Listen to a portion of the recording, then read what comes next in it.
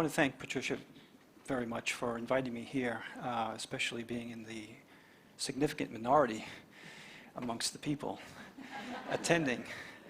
But that's often the case in my situation. I sometimes manage to find myself in meetings with Japanese people working on the issue that we're working on, and I'm the only foreigner in the room, and it's happened far too many times. What I'm talking about today is kids' rights and building bridges. So the situation is that I think for those of us who are parents, and for me, Jesse and Lyrica were just an excellent example of that earlier today. Lyrica's already my friend. We just adore our children. We want to raise them, nurture them, and help them achieve their full potential, regardless of whether we're mothers or fathers. And furthermore, this is something that all people share across cultures. There may be some differences, but it's something that's universal, this feeling of the bond, kizuna, the bond between children and their parents. Unfortunately, and my story may be challenging to introduce humorous aspects, unfortunately, but in my case, my daughter was abducted 5.5 years ago by her mother. And my world was absolutely shattered. Because from my point of view, that never happens. And if I had ever considered it, it's something that requires a very severe penalty where I'm from in the United States. Even after they left, I thought they would come back until I returned to a home that was completely empty. And now, I still live in that home. I raised my daughter in that home for 9.5 years from birth. And it's empty, but it's filled with memories of my daughter. And I couldn't imagine what to do about this situation. So the amazing thing that's occurred out of this tremendous trauma, and I've seen some of the darkest days of my life in trying to cope with this. Out of this trauma, out of this absolute tragedy,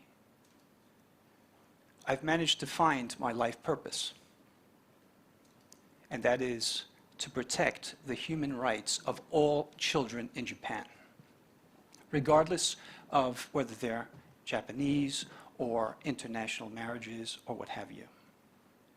And many of those children have been abducted from outside of Japan, inside, as well as many within the country, taken from one of their parents. So here we are, looking across at Kokai Digital, and on March 10th, 2011, I was lobbying Kokai Digital. The next day, 3/11 hit. So there have been all kinds of cataclysmic, literally cataclysmic events occurring in the milieu of all of this activity we're trying to do. So what's happened? I thought, okay, my daughter is gone, what should I do? And started researching and realized that I was facing something that's pretty much impossible to deal with. After all, I'm just one person, a foreign male in Japan. And what I found was that over the course of a generation, in the course of research from Kosei Rodosho, vital statistics, family law, divorce settlements, custody of children, from 1992 until the current date, there are an estimated 3 million children in Japan who've lost access to one of their parents, and there's no legal recourse. 3 million children. How am I supposed to fight a struggle like that? At the time, I didn't know it, but I knew that many cases were hopeless. It's decided by who has the child, not by any guideline of parenting rules. So I thought, as the theme of today, how do I get out of this? I can't lose my daughter. So I finally made one of the toughest decisions in my life, and I've lived here in Japan for almost 19 years now. Under the counsel of my sister and closest friend who came to Japan to help me, they said, you need to go back to the United States. And I also recognized that the only way that this system would be changed is by getting support from the United States government and apply international pressure to change a system that no one can change as an individual. And so, after a few sessions in court, I finally said, that's okay. I happen to be 7 weeks younger than President Obama, so there's some coincidences, kind of like, sometimes I feel like I'm Forrest Gump, you know. It just happens that I'm, you know, connected to people. I don't know why and how. But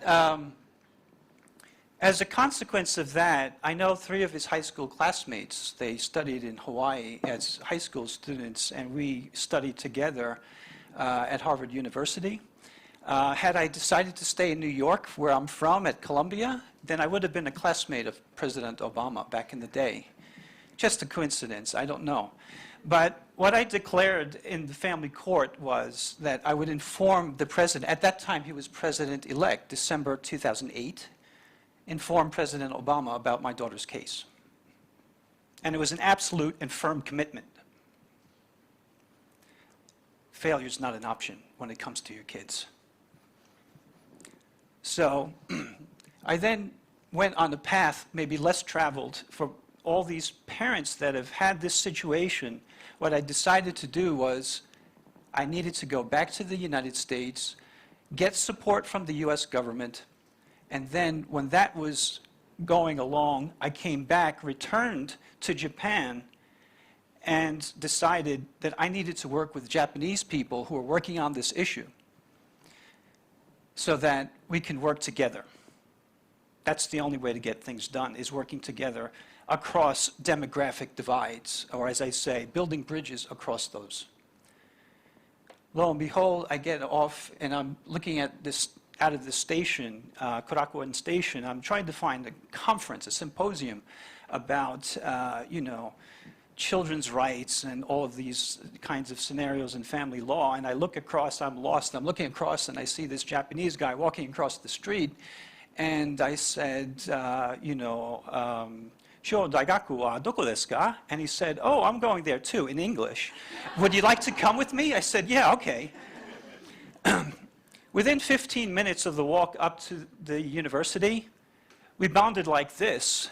And as it would happen, he's one of the prime movers of this issue within Japan. He's also lost his children. And the issue was, that we discussed was, how do we access the ambassador at the time, Ambassador Roos? And I said, oh, that's easy. He's in Nagasaki today. And he went, oh, really?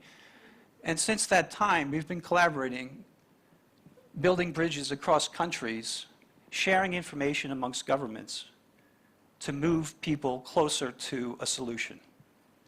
And so then what I decided was, I went back to the States and worked with American parents. You can go back a slide.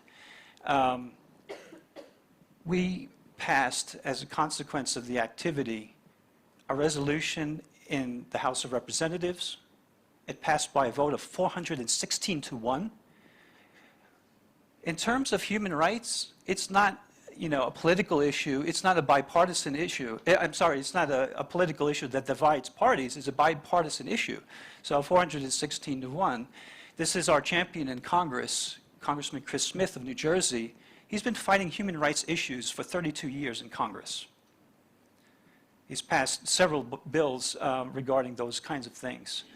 And I visited him numerous times. I've seen him 5 times, 1 time in the US Embassy in Tokyo as well.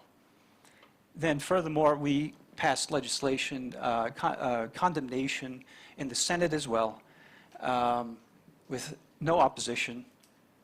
asking countries to comply with international treaties regarding parental child abduction. So then the question is, well, where do we go from here? Well, the challenge was we've passed resolutions, first in the House, and then we're deciding what to do, and 3/11 strikes. I evacuated from Japan and went back to the States, and fortunately enough, not only were we complaining to the State Department that our children had been abducted, but they were being exposed potentially to dangerous radiation. So their physical well-being, not to mention their psychological well-being, was at risk. And surprisingly enough, sometimes when we ask urgent questions of government officials, they actually do what you want because it's something you can't deny. That was in July 2011, and 2 months later, the issue was escalated to President Obama's agenda and has become part of the top bilateral issues between the US and Japan. He spoke with Prime Minister Noda. We can go to the slide with President, back forward to. He spoke with Prime Minister Noda at the UN General Assembly, and earlier this year in February in the White House, they discussed the Hague Convention on International Child Abduction.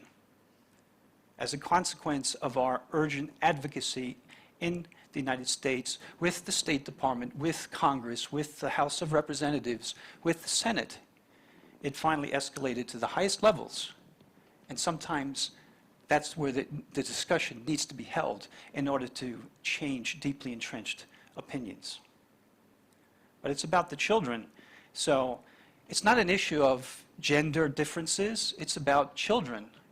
By definition, as families, children are the union of two genders. And this is the concern that is at the highest levels of government. What is the future of Japan if we have economic prosperity, if we have national security, but our children are not free? And so, furthermore, what we've done is create an NGO to work on this issue, and we're collaborating with Japanese government officials at the highest levels, and earlier next year, there'll be an initiative to change Japanese domestic family law about this issue. Thank you for your time.